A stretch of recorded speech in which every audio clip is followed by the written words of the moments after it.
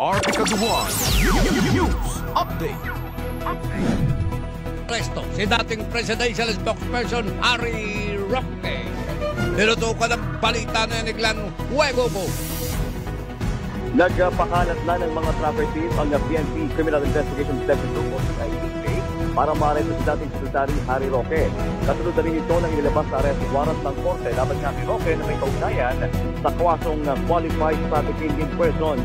Sinabi ni CIDJ Director Major General Mulasole III na bukod kay Roque isinsirin ang arrest warrant laban naman kay Cassandra Ong at 49 na iba pa nakasama rin sa kaparehong kaso. Inihiyag nito rin na 24/7 ang kanilang magiging operasyon at may pag-uugnayan na sila sa Bureau of Immigration. Samantala karinig ngayon lamang din sa pulong palitaan naman ng PNP, sinabi ni PNP BIO Chief Colonel Rando Panyo na ikinukonsidera na rin ng PNP CIDJ ang pagkapag-ugnayan sa Interpol matapos na nga rin makita si Roque sa The Netherlands kasunod ng pagkakaresto ni dating Pangulong Rodrigo Duterte. Ako si Glenn Rego ng Super Radio DCWB.